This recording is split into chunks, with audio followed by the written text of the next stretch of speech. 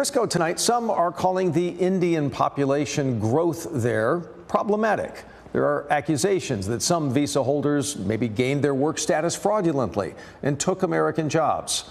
Our Marvin Hurst tonight looking for answers. For all the things that Frisco is known for. I also see people who were evicted because their job was replaced by H-1B workers. A fight over demographics has led to some uncomfortable conversations. People from India are walking in, not even going through the proper channels to apply, while Texans are going homeless. That seem like fighting words. One of the most vocal is self-proclaimed journalist Mark Palaciano. I have no political affiliation. I don't identify with the left or right. I identify with all Americans, even the Americans that disagree with me, even the Americans that call me racist for what I'm doing. Palaciano feels like he's led the charge to get people to notice numbers he says deserve a closer look in Frisco. He describes it as an, quote, Indian takeover, end quote.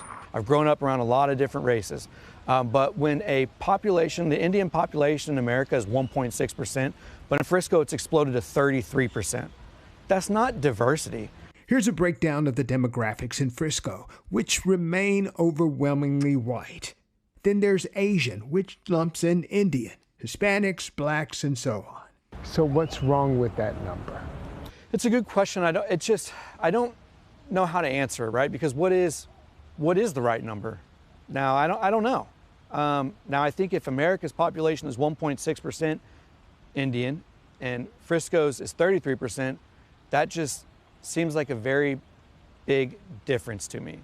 He keeps coming to city leaders with claims of fraudulent HB1 visas, even though it's a federal matter.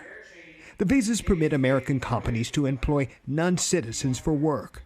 I think there's absolutely something that should be looked into there if there's abuse and fraud, for sure. Frisco City Councilman Bert Thacker. The city has had an exponential amount of growth in the last 20 years in population. And yes, 18 to 20% of that happens to come from India.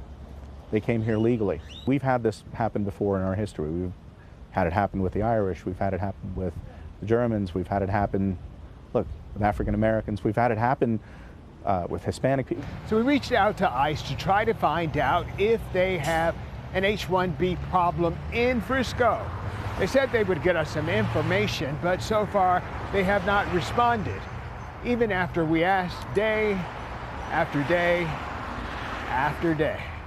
These are online statistics from ICE regarding HB1 visas since 2021. The numbers show how many have applied, how many are eligible, and how many were granted the visas. If you look closely, the applicants and those accepted have dropped significantly.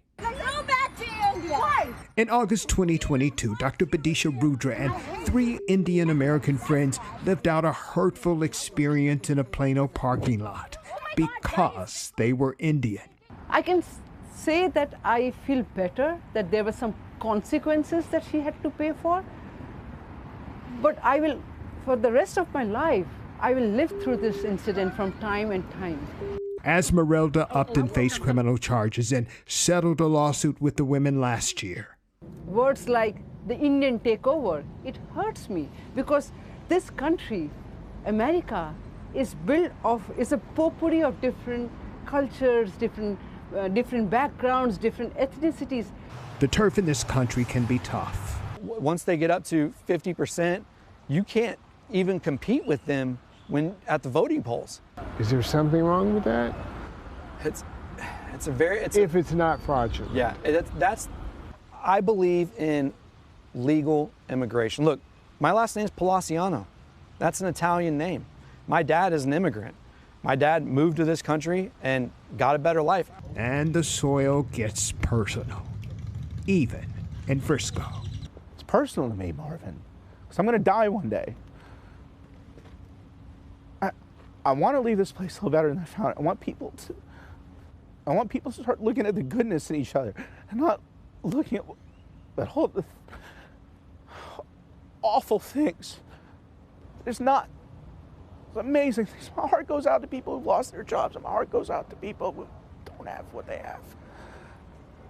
But we can do a lot of good. And if we figure out if we figured out how to get along, if we figured out how to stop being jerks to each other, if we figured out, like, hey, we can do so many good things together. Marvin Hurst, CBS News, Texas.